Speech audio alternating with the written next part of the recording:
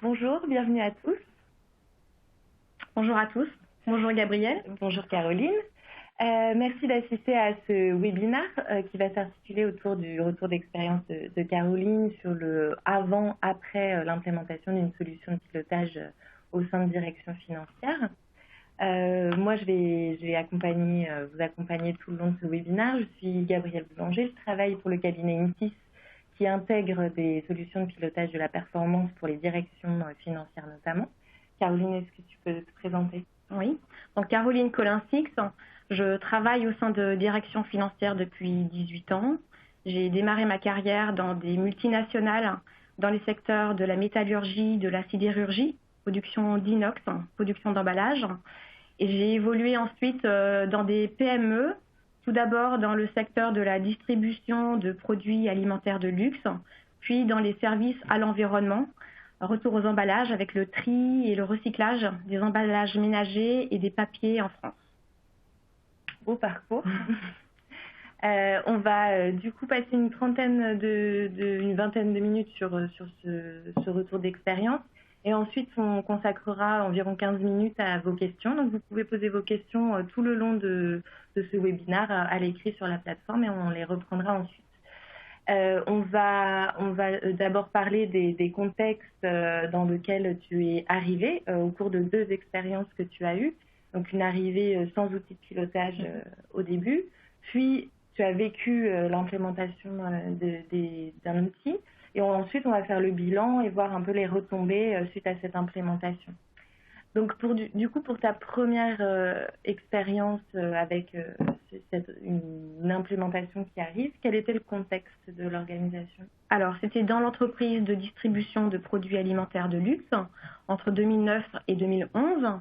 Le contexte était le suivant. J'arrivais post-implémentation d'un ERP. Cette installation était inachevée, c'est-à-dire que les données de base, la base article par exemple, restaient à nettoyer. Voilà, les données n'étaient pas propres, donc on ne pouvait pas les exploiter.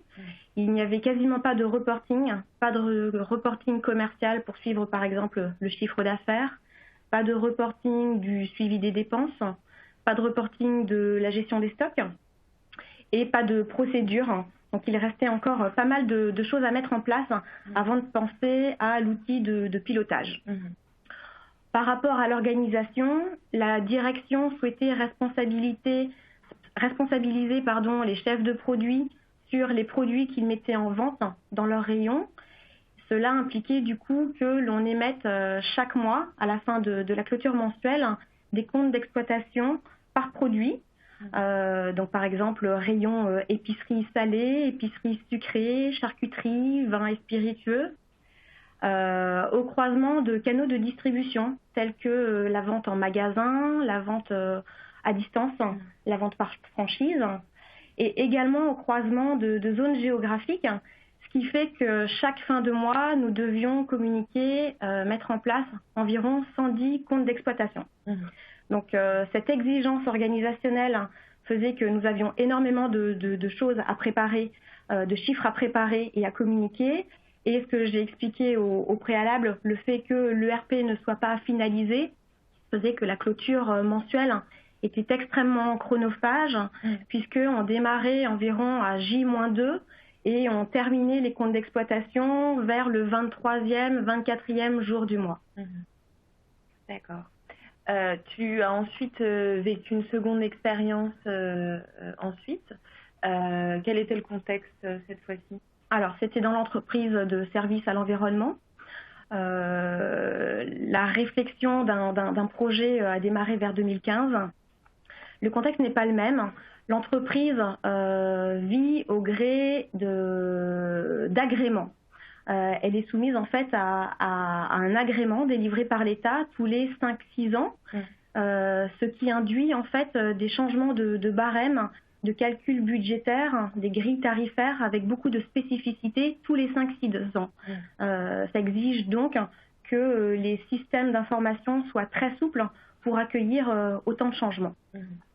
Je disais que l'organisation n'était pas la même que dans le premier projet, puisque là, l'ERP était en place depuis une dizaine d'années, les procédures étaient existantes et les reportings étaient existants. Donc on aurait pu se contenter de l'existant, Néanmoins, il y avait pas mal d'insatisfaction côté utilisateurs opérationnels, les commerciaux notamment qui utilisaient les outils de révision budgétaire étaient mécontents de l'outil actuel. La révision budgétaire se faisait dans l'ERP. Il y avait des problèmes de sauvegarde lors de la saisie des révisions budgétaires, par exemple. Il arrivait parfois que les utilisateurs perdent leurs données, donc ils devaient ressaisir la donnée, ce qui engendrait des mécontentements. Et puis, il y avait également un problème, outre l'ergonomie, il y avait un problème de restitution. L'utilisateur opérationnel qui saisissait des tonnes triées, recyclées, n'avait pas de restitution en temps réel de ce budget en valeur financière. Donc, il n'y avait pas de prise de recul par rapport à cette donnée. Il pouvait y avoir des erreurs de saisie et qu'ils ne s'en rendent pas compte. Côté utilisateur métier, on était assez mécontents également, au niveau du contrôle de gestion notamment, puisqu'on passait beaucoup de temps, encore une fois, à formater la donnée. Il fallait extraire des fichiers plats de l'ERP, les nettoyer, les mettre en forme pour les intégrer dans des fichiers Excel d'analyse. Et ceci demandait une journée entière de travail.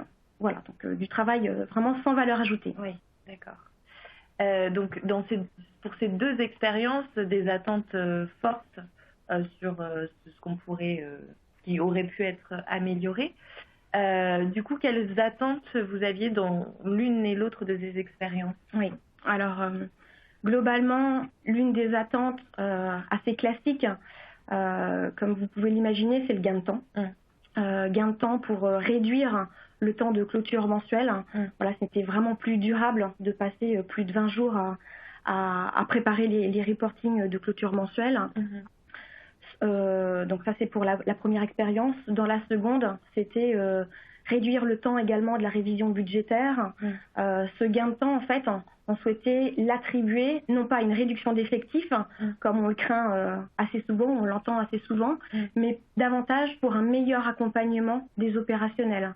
Être plus présent auprès d'eux pour mieux comprendre leur business, pour mieux comprendre leurs difficultés quotidiennes et trouver des solutions avec eux, voire être force de proposition, leur proposer des analyses auxquelles ils n'auraient pas pensé, par exemple. Donc ce gain de temps, il est là pour supprimer les tâches sans valeur ajoutée et apporter justement de la valeur ajoutée en termes d'analyse pour l'entreprise, pour les opérationnels.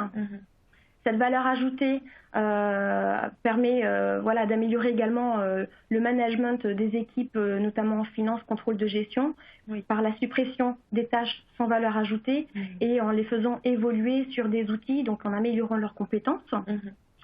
Et enfin, ce que l'on souhaitait, c'était donner davantage d'autonomie aux opérationnels qui revenaient dans les deux cas, dans les deux exemples, qui revenaient vers nous pour nous demander accès à des chiffres clés, à des données ou des analyses qui étaient déjà en fait disponibles, mais voilà, la lisibilité pour retrouver ces données n'était pas exceptionnelle. On se perdait sur le réseau, où ils avaient peur de ne pas disposer de la bonne donnée. Et donc, on cherchait à développer cette autonomie. Très bien. Pour la seconde expérience, vous aviez des attentes complémentaires à celle-ci. Quelles étaient-elles? Oui. Donc, j'ai parlé de l'autonomie des opérationnels. Dans cette deuxième expérience, on recherchait également à développer l'autonomie du contrôle de gestion, puisqu'on était dépendant de la direction des systèmes d'information pour modifier nos règles de calcul, les règles de gestion du modèle budgétaire. Donc, on perdait beaucoup de temps, en fait, lors d'une demande de changement de règles. Ça mettait parfois des semaines, alors qu'on avait vraiment besoin d'être agile et de pouvoir faire ces changements parfois dans la journée. Donc, le compte n'y était vraiment pas. Donc, il y avait un vrai besoin également d'agilité. En termes de procédure, est-ce que vous cherchiez aussi à simplifier? Tout à fait. On a recherché en effet la simplification des procédures, notamment par la diminution du nombre de valideurs dans le processus de validation du budget. D'accord. Donc, comme tu l'as déjà dit, vous cherchez à automatiser un maximum de choses Oui. pour notamment fiabiliser aussi, gagner du temps, mais aussi fiabiliser. Tout à fait. L'un ne va pas sans l'autre ou l'un répond à l'autre. Dans l'automatisation, on a recherché à standardiser les motifs d'explication des écarts budgétaires. Donc là, on est sur l'amélioration de la qualité de notre analyse, ce qui permet d'avoir une qualité de consolidation des chiffres et des motifs d'écarts budgétaires. Oui. Voilà. Et en termes de sécurité? Et en termes de sécurité, ce que l'on cherchait, c'était d'améliorer donc la sécurité. Les fichiers étaient précédemment sur Excel. Toute notre base de données était sur Excel. Et il était difficile de sécuriser la donnée par profil, fonction ou secteur géographique. Donc ce que l'on cherchait, par exemple, c'était d'attribuer des accès différents pour un comptable, pour le DAF, pour un contrôleur de gestion centrale, ou également au niveau géographique, de mieux cerner l'accès à la donnée pour quelqu'un de corporate qui devait avoir une vision nationale versus une vision régionale. Très bien. Du coup, sur la seconde expérience, tu es à l'origine du projet. Ça demande du coup des étapes avant l'implémentation, notamment un travail de conviction. Quelles ont été les étapes importantes pour toi au début de ce projet? Alors en effet, il y a un vrai travail de conviction qui a eu lieu dans cette deuxième expérience. Je pense qu'il est indispensable en fait de convaincre le COMEX, le comité de direction, d'avoir son soutien pour travailler dans de bonnes conditions et d'obtenir un sponsoring au niveau de la direction. C'est un projet d'entreprise, donc il doit avoir cette envergure, cet appui. C'est un projet qui nécessite un accompagnement au changement. Il y a toujours des réticences au changement dans ce type de projet. Et donc, il faut se faire accompagner. Se faire accompagner, par exemple, de la DRH, qui peut vous accompagner au niveau d'un plan de formation, attribuer du temps pour la formation à ces nouveaux outils, accompagner sur l'évolution des compétences des collaborateurs. J'ai parlé des RH, il faut parler également de la communication interne. Vraiment, c'est un vrai pilier que de pouvoir s'appuyer sur cette direction comme interne qui peut être là pour communiquer avant, pendant et après le projet. Il faut vraiment être présent, voilà, montrer que le projet existe, ne pas se faire oublier. Une fois que tout le monde est convaincu qu'il faut faire ce projet, se pose la question du choix de l'outil. Comment ça s'est passé? Alors, pour le choix de l'outil, on a pris le parti d'être le plus objectif possible, c'est-à-dire que je n'ai pas souhaité travailler seule dans mon coin, évidemment. Il fallait que cet outil soit choisi unanimement. Donc, je me suis fait accompagner notamment du département achat, qui est venu cadrer l'appel d'offres, et de la DSI, qui est venu également avec des recommandations ou des exigences techniques. Donc nous avons travaillé sur un certain nombre de critères à intégrer dans l'appel d'offres. Et ces critères, au dépouillement de l'appel d'offres, en fait, chacun avait son mot à dire. Et les critères des uns et des autres pesaient équitablement dans le choix de l'outil. D'accord. Oui, je voulais ajouter que par rapport à cet appel d'offres, en fait, au préalable, il faut avoir une vraie connaissance des besoins. Et les besoins, en fait, on va les chercher où? Notamment auprès des utilisateurs. C'est eux, en fait, qui détiennent la clé des besoins et de ce à quoi l'outil doit répondre. Dans notre cas, il y avait un fort accent sur l'évolutivité de l'outil. La possibilité d'automatiser des process et la sécurité. La prise en main aussi de l'outil était peut-être importante parce que vous recherchiez l'autonomie? ça a été pris en compte également? Oui, tout à fait. Dans notre cas, on souhaitait qu'il y ait qu'il y ait un mode coaching. Donc on voulait se faire accompagner de cette manière-là pour pouvoir s'approprier l'outil et réduire la dépendance à un cabinet d'intégration par exemple. N'oubliez pas de poser vos questions. Vous pouvez poser vos questions tout le long de ce webinaire. On y répondra à la fin. Très bien. Donc, comme tu l'as dit précédemment, l'arrivée d'un outil, ça suppose un accompagnement au changement. Comment ça se déroule? À quoi il faut penser dans cet accompagnement? Alors, c'est un projet. Donc, il faut utiliser quelques bons ingrédients d'une gestion de projet. Par exemple, la gouvernance. Nous avons pris le parti d'avoir un copilotage, donc de choisir 2 chefs de projet pour animer et suivre ce projet. C'est assez atypique puisqu'on a l'habitude de dire que quand il y a trop de responsables, il n'y a plus de responsables. Et là, pourtant, voilà, c'est ce que nous avons choisi. Et si c'était à refaire, je le referais. Voilà. Donc, côté finance et côté IT. Exactement. Voilà. Ce qui avait le mérite, en fait, de positionner les deux à pied d'égalité et que chacun respecte les exigences de l'autre.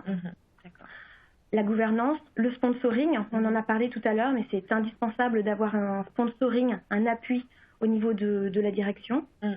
Communication interne, on a également parlé, mais c'est vraiment très important. Je pense que c'était une des clés de réussite de ce projet que d'avoir une visibilité avant le projet, pendant et même après, de rendre compte à l'entreprise, aux collaborateurs qui sont impactés ou même non impactés de ce qui se passe à travers ce projet. Ça limite les inquiétudes. Absolument. Et du coup, c'est aussi d'impliquer ces utilisateurs dans le projet. Oui. L'une des clés également de ce déploiement, ça a été d'impliquer donc des utilisateurs avant, lors d'animation d'ateliers métiers pour bien connaître leurs besoins. Pendant, avec le choix de nommer des key users qui seraient relais pendant toute la durée du projet auprès des autres utilisateurs en région, en centrale, vraiment à tous les niveaux, toutes les strates de l'entreprise. C'est aussi de voir petit, enfin en tout cas petit à petit. Oui, ne pas vouloir faire trop gros avec ce projet, ne pas vouloir délivrer trop d'une seule fois. Donc le conseil, c'est vraiment de lotir son projet, voir petit. Ça permet de rassurer, je pense, et la direction et les utilisateurs. Ça rassure parce qu'on ne s'engouffre pas pendant des mois et des mois sur un projet qui ne délivre pas. Ça permet de garder le moral au beau fixe pour les gens qui travaillent dans le projet et de pouvoir communiquer sur des livraisons de l'eau, même si c'est peu important. Voilà, ça permet de garder le moral de toutes les équipes. Oui, et puis rien n'empêche d'étendre du coup ensuite. Absolument, tout à fait. Par ailleurs, il faut surtout aborder la gestion RH, ne pas oublier de parler aux collaborateurs de l'évolution des compétences. On a parlé de key users. Au niveau des contrôleurs de gestion également, ils développent des nouvelles compétences avec l'arrivée d'un outil. Donc, il ne faut vraiment pas éluder la question et aborder le après. Voilà, il y a toujours des inquiétudes sur le fait de dégager du temps, rassurer les équipes sur le fait que ce temps dégagé leur apporte des compétences qui seront dédiées à l'accompagnement des opérationnels, notamment. Et enfin, c'est l'occasion de repenser les process. Dans ce projet-là, nous souhaitions en effet remettre à plat les process pour les simplifier et gagner du temps par la même occasion. On passe désormais au bilan de ces 2 implémentations que tu as vécues. Vous avez pu voir des retombées positives dans les 2 cas, notamment sur le gain de temps. Tout à fait. Donc gain de temps dans les 2 projets. Le premier projet dans la distribution nous a fait gagner environ 15 jours. Donc là, ça a été une vraie révolution. Le progrès a été fulgurant. À J+10, on était capable de communiquer les comptes d'exploitation auprès des chefs de projet, de prendre rendez-vous avec eux, de voir où ils en étaient à J+10.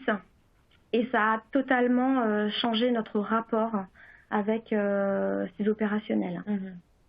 Dans le deuxième projet, on a totalement supprimé le temps de formatage de la donnée avant de l'analyser. Donc on a vraiment supprimé les tâches sans valeur ajoutée. Qui était équivalent à... Alors une journée. Mais une journée de personnes qualifiées, c'est toujours trop. Et ça a été justement une journée dégagée pour être consacrée à l'analyse et dégager un petit peu plus de temps également aux allers-retours avec les opérationnels qui saisissaient le budget ou qui révisaient le budget. Vous avez observé également une fiabilisation de la donnée? Oui, fiabilisation des données. Donc là, les attentes aussi ont été remplies avec succès. J'avais parlé de la standardisation, par exemple, des motifs d'explication d'écart. Donc ça, on a pu le standardiser et donc ça a amélioré la qualité de la consolidation de la donnée. Dans le premier projet également, il y avait énormément de clés de répartition à mettre à jour. Et avant la mise en place de cet outil de pilotage, tout était fait sur Excel, sur des onglets ou des fichiers différents. Et j'avoue qu'il arrivait d'oublier de mettre à jour ces clés de répartition. Donc là, on arrive vraiment, avec cet outil de pilotage, par l'automatisation des processus, à fiabiliser la donnée. Une meilleure transparence et visibilité des utilisateurs aussi, une meilleure compréhension? Tout à fait, puisque les chiffres étaient accessibles dans l'outil. On avait formé les opérationnels à l'outil, à l'utilisation, à la recherche des chiffres. C'était devenu la seule référence, la seule source de données. Et ça, c'est assez important quand on sait que dans les entreprises, plusieurs sources ou plusieurs fichiers se promènent. Et il y avait moins de crainte, moins d'appréhension à aller chercher la donnée puisqu'on était sûr que c'était la bonne. Ils pouvaient aller la rechercher. Une meilleure transparence également puisque dans cet outil, ils pouvaient retrouver le calcul de la donnée consolidée et ils pouvaient revenir à la source même de ce calcul. Donc une meilleure compréhension des chiffres en général. En termes d'ergonomie, du coup, vous avez... Alors, un vrai bénéfice sur les deux projets en termes d'ergonomie par rapport à ce qui existait auparavant. Dans le premier projet, il n'existait pas grand-chose, donc ce n'était pas difficile. Dans le second, on est passé d'écran ERP grisâtre, vraiment pas flexible, à une visualisation web vraiment plus user-friendly, vraiment plus ergonomique. On a fait beaucoup d'ateliers avec les utilisateurs aussi pour savoir ce qui faisait partie de leurs préférences. Donc on s'est calé à leur demande. Néanmoins, au bout des 2 ans du deuxième projet, donc à la fin de ce deuxième projet, on n'avait pas terminé le travail d'ergonomie. On s'était vraiment focalisé sur les urgences à délivrer sur ce projet. Et il restait tout un pan d'amélioration de l'ergonomie à développer. Très bien. Notamment sur la seconde expérience où l'autonomie du métier était importante pour vous dans vos attentes, est-ce que ça a été le cas? Oui, tout à fait. Donc dans les deux expériences, on avait choisi le mode coaching pour que le contrôle de gestion soit autonome sur le développement de l'outil, l'évolution de l'outil, donc être capable de développer soi-même des règles de gestion, de développer un deuxième barème en parallèle, de développer des outils de simulation en parallèle sans faire appel à des consultants externes. Donc ce mode coaching a permis d'y arriver. Et dans la deuxième expérience, en effet, le fait de pouvoir changer soi-même les chiffres faisait qu'on gagnait ce temps où l'on passait auparavant par la direction des systèmes d'information. Une meilleure précision d'analyse également, vous avez pu constater? Oui, de par l'automatisation, voilà, j'en ai parlé tout à l'heure, en effet. Au niveau sécurité, on a pu donc supprimer tous les fichiers Excel et donner accès aux utilisateurs selon leur profil, donc en général la fonction, et selon leur secteur géographique. Donc on est arrivé sur un système plus auditable, plus facile à tracer. Du coup, dans ta première expérience, l'outil est toujours utilisé? Oui, donc ça, je pense que c'est vraiment un gage de succès, la preuve que cette mise en place a bien fonctionné, puisque 10 ans après, l'outil remplit toujours bien ses fonctions. Et dans la seconde, du coup, ça reste une application utilisée et puis qui se développe encore. Complètement. Donc là, on est post-projet. Le projet a duré 2 ans de manière assez intense, avec une livraison de plusieurs lots. Et là, on est plutôt dans un plan de développement avec une amélioration de l'ergonomie et le développement d'autres rapports qui n'étaient pas prioritaires dans un premier temps. D'accord, voilà. Très bien. Merci Caroline. Merci. On va pouvoir répondre à vos questions dans les minutes qui suivent, donc n'hésitez pas à les poser. Alors, bonjour. Avez-vous pu prendre en compte les besoins des opérationnels? Si oui, comment avez-vous mené cela? Oui, tout à fait. Je l'ai évoqué tout à l'heure. Les besoins des opérationnels, on les a pris vraiment en amont, c'est-à-dire dans la phase de conviction. Je n'ai peut-être pas assez développé cette partie-là. Donc j'ai dit qu'il fallait convaincre la direction du bien fondé de ce projet. Et ceci, en fait, s'est fait avec l'appui des opérationnels. Je suis allée sonder les opérationnels pour voir bien comprendre quels étaient leurs besoins. Et une fois que le go sur ce projet a été décidé, on a continué à animer énormément, donc c'est le contrôle de gestion, l'équipe de projet qui a animé des ateliers métiers, donc avec les opérationnels, pour bien comprendre le besoin. L'outil qui a été développé était vraiment à destination des opérationnels et contrôle de gestion. Mais il n'était pas question de développer quelque chose uniquement pour le contrôle de gestion pour se faire plaisir. Voilà. Alors, on a une seconde question. Lors du travail de conviction, avez-vous présenté des gains chiffrés de payback? Absolument.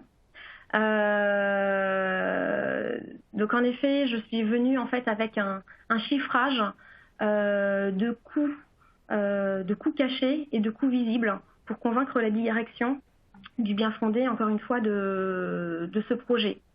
En coûts cachés, par exemple, je m'étais aperçue, ça faisait 4-5 ans que j'étais déjà dans l'entreprise, je m'étais aperçue que des personnes dans d'autres départements essayaient de reconstituer des chiffres clés ou refaire des analyses qui étaient déjà faites par le département finance.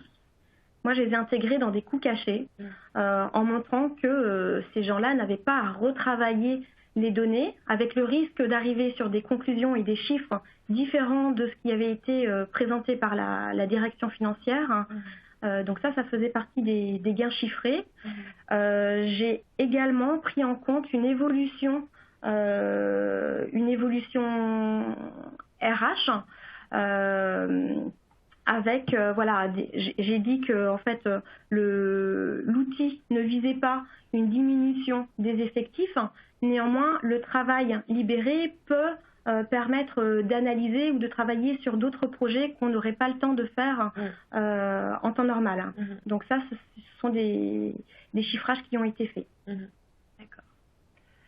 Question 3. Nous sommes souvent confrontés au croisement de données opérationnelles et données financières pour mieux étudier, cadrer les éventuels écarts budgétaires et simuler, gérer certaines clés de répartition, lignes de dépenses, revenus sur base clé opérationnelle. Avez-vous été confronté à ce mix fin ERP intégré, Ops hors ERP? Si oui, comment d'un point de vue opérationnel technique avez-vous géré ce mix? Oui, alors si je comprends bien la question, en effet, dans les deux projets, nous avons récupéré des données financières, comptables, Et dans les 2 projets, nous avons aussi intégré des données non financières, extra-financières, donc d'ordre plus opérationnel, qui donnent davantage de sens à l'analyse. Et ces outils de pilotage, enfin celui que j'ai choisi, permettait d'intégrer des axes d'analyse, des dimensions non financières. Et ce qui permet vraiment d'améliorer l'analyse, qu'elle soit plus fine, plus sensée et qui interpelle et répondent vraiment aux besoins des opérationnels. Donc là, je pense que le choix de l'outil est important pour répondre à cette question. Une autre question. Alors, l'autonomie des utilisateurs a-t-elle donné lieu à un accompagnement de votre part et sur quelle durée? Comment s'est faite l'appropriation du nouvel outil ou des nouvelles fonctionnalités? Alors, l'autonomie des utilisateurs a-t-elle donné lieu à un accompagnement de votre part et sur quelle durée?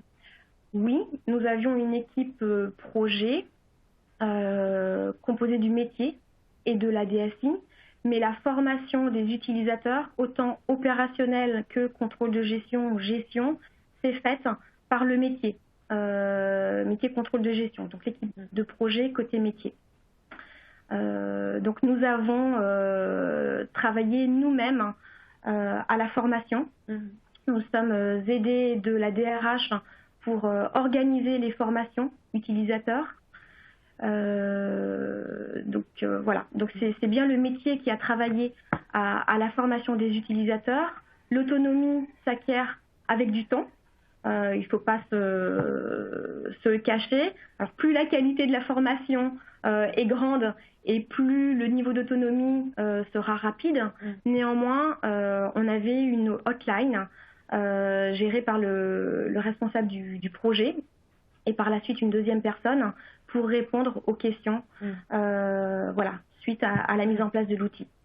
Et vous avez peut-être fait aussi une formation par petits bouts, c'est-à-dire que par lot, en effet. Au fur et à mesure en fait, que l'outil se déployait et répondait à différentes fonctionnalités, on faisait des formations. Donc, en l'occurrence, pour être très précise, dans le deuxième projet qui s'est déroulé en 2018, nous avions des formations au mois de mars, au mois de juin, au mois de septembre, qui collaient vraiment à des besoins opérationnels. Donc, nous avons fait attention également de ne pas former les utilisateurs longtemps avant l'utilisation et le besoin opérationnel pour que ce soit frais dans leur esprit. Et juste après chaque mise en production, voilà, nous étions disponibles pour répondre aux questions. Oui. Et il y a eu des bugs également. Il faut le dire, voilà, rien n'est parfait. Comme dans tout projet, il y a eu quelques bugs.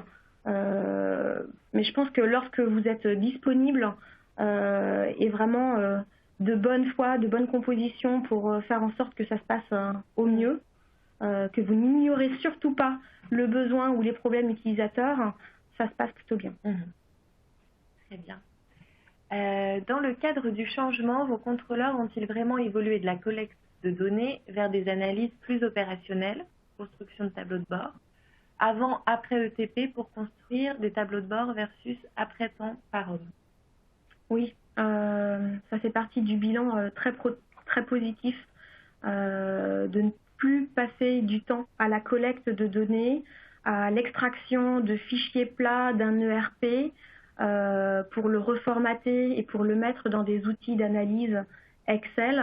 Dans la deuxième expérience, cette phase-là a été totalement supprimée puisque c'est l'outil de pilotage qui va chercher directement dans les outils, dans les ERP notamment, la donnée. Et par ailleurs, les données plus opérationnelles sont déjà intégrées également dans l'outil de pilotage. Donc il n'y a plus de collecte de données à faire, elle est automatisée, et ce qui libère énormément de temps pour l'analyse. Donc il y a un vrai confort, une vraie valorisation du métier contrôle de gestion. Très bien. Quel est le poids de l'administration de l'outil et du rapprochement contrôle, cohérence avec les outils métiers et comptables? Le poids de l'administration de l'outil et du rapprochement contrôle cohérence avec les outils métiers et comptables, je dirais que cette phase-là, une fois que l'outil est mis en prod, n'a quasiment plus lieu d'être, puisque ce rapprochement, il a été fait lors de la mise en place de l'outil. On a vraiment fait attention à ce qu'il n'y ait plus d'écart en fait entre l'intégration des éléments par exemple comptables et ce qu'il en ressortait dans l'outil de pilotage. Donc ce rapprochement-là, il a été fait à un moment donné, avant la mise en prod, et il n'y avait plus lieu en fait d'y revenir. Alors il y avait on a automatisé des rapports d'exception qui auraient fait ressurgir des écarts. Donc ce rapprochement était de toute façon automatisé et les rapports d'exception étaient là pour nous prévenir d'un éventuel écart. Mais à partir du moment où vous ne bougez plus les tuyaux de sortie et d'entrée de l'un et de l'autre outil, ça n'a plus lieu d'être. Très bien. Est-ce qu'on a d'autres questions? Alors, après la mise en place de l'outil, quel service est chargé de former les opérationnels pour l'utilisation de la solution? Le métier, contrôle de gestion, ça a été notre parti pris, de maîtriser de A à Z en fait la communication et la formation de l'outil.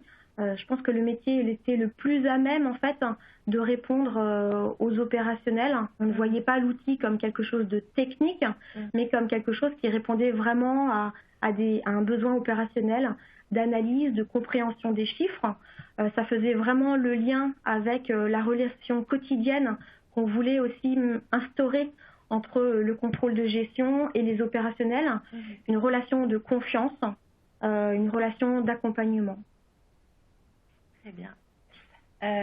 Pour revenir sur coût caché versus visible, combien de temps pour avoir le retour sur investissement du produit? Alors, le cas était particulier. En fait, lors du travail de conviction, je m'étais également appuyée sur un audit externe qui est venu appuyer le fait qu'il fallait, de par l'activité cyclique de l'entreprise, il fallait repartir sur des outils neufs. Les outils que l'on avait jusqu'à présent étaient obsolètes et il y avait un certain nombre de changements stratégiques et autres dans l'entreprise qui faisaient qu'on avait vraiment besoin de changer les outils. Donc la préconisation externe, de toute façon, était de changer les outils. Donc on avait deux choix. Soit on repartait d'une page blanche avec les outils actuels, donc notamment le RP actuel, mais peut-être dans une autre version, ou repartir avec d'autres outils que l'on achèterait en externe. Et on a démontré en fait que repartir avec un autre outil, faire table rase des outils historiques était moins cher que de repartir sur les outils historiques. D'accord. Intégrez-vous des lignes de retraitement consolidation dans l'outil? Alors dans le premier projet, en effet, on est arrivé à réaliser une consolidation du compte d'exploitation au niveau groupe. On avait en effet des filiales et on a pu les consolider pour arriver à un résultat groupe. C'est tout à fait possible par une automatisation notamment de processus. Voilà. D'accord. Très bien. Il y a d'autres questions? Alors, combien d'ETP métiers informatiques et intégrateurs ont été mobilisés sur les 2 années de votre second projet? Alors, côté SI, informatique, il y a eu la chef de projet mobilisée à temps quasi complet, non, 60%, on va dire 60% de son temps. Une partie technique, côté SI, également mobilisée, mais peut-être à hauteur de 10%, puisqu'il y avait d'autres projets également en parallèle. Donc ça, c'est pour la partie SI. Pour la partie métier, contrôle de gestion, il y avait un chef de projet qui a été dédié à temps complet sur le projet. La partie coaching, en fait, est très chronophage. La partie animation des ateliers est chronophage. Et au-delà du chef de projet métier, il y avait 2 key users, qui étaient mobilisés à hauteur de 30% de leur temps sur le projet. J'ai passé également pas mal de temps. Donc côté métier, on était tout de même assez renforcés. Donc je dirais 2 personnes, presque 3 ETP. Oui. Et côté intégrateur? Et intégrateur, de par le mode coaching, donc on avait quelqu'un qui nous a accompagnés presque au quotidien au démarrage du projet pour enseigner l'utilisation de l'outil et du développement de l'outil au chef de projet. Donc au quotidien pendant quelques mois. Et ensuite, ça s'est estompé pour laisser le chef de projet un peu plus en autonomie dans le développement de l'outil, puisque c'est finalement elle qui a finalisé la fin de l'outil, le développement de l'outil. Voilà, j'espère que je réponds à la question. Quelles évolutions aviez-vous prévues? Quelles évolutions? Donc à l'issue, j'imagine, des projets. Dans le deuxième projet, donc là, on avait développé la partie analyse avec Planning Analytics. Et l'idée, au-delà de l'analyse, c'était de développer le second outil qui était embarqué dans la licence, Cognos Analytics, pour pouvoir présenter les chiffres d'une manière bien plus user-friendly, même si le premier outil voilà, nous satisfaisait déjà. Mais ça, c'était dans un deuxième temps. Une fois qu'on avait vraiment stabilisé l'outil, répondu à la plupart des besoins et des exigences des utilisateurs en termes d'ergonomie et de reporting. D'accord. Alors, combien de dimensions finance et métier avez-vous au volume de données?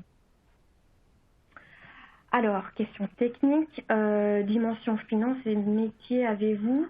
Je n'ai plus les chiffres en tête puisque je ne suis plus dans l'entreprise et donc voilà, depuis 1 an, je ne côtoie plus ce projet.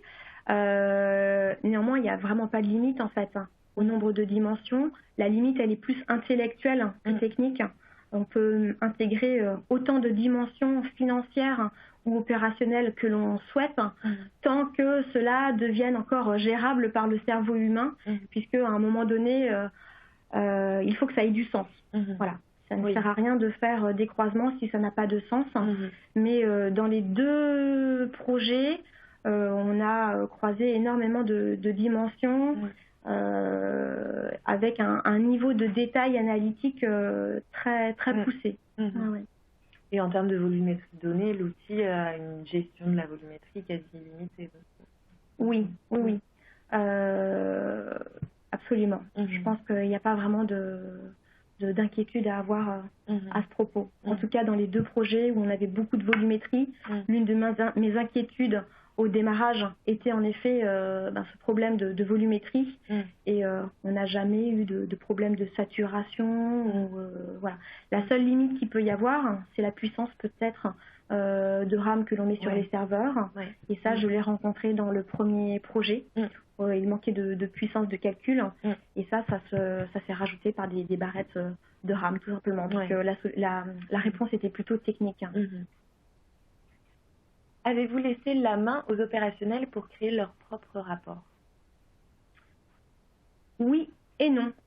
Il y avait un certain nombre de rapports qui étaient standardisés, qui étaient non modifiables pour qu'ils restent accessibles à l'ensemble des utilisateurs et que cela réponde à l'ensemble des besoins des opérationnels.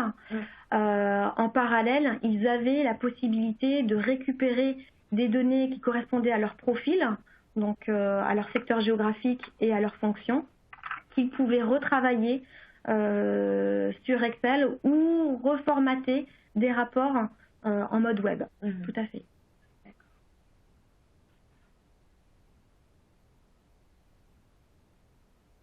C'est bon, cette question? Est-ce que la posture de la DAF et du contrôle de gestion a-t-elle évolué à la suite de cette mise en place et notamment la relation avec les opérationnels? Et si oui, comment? Dans les 2 cas, la posture a vraiment changé.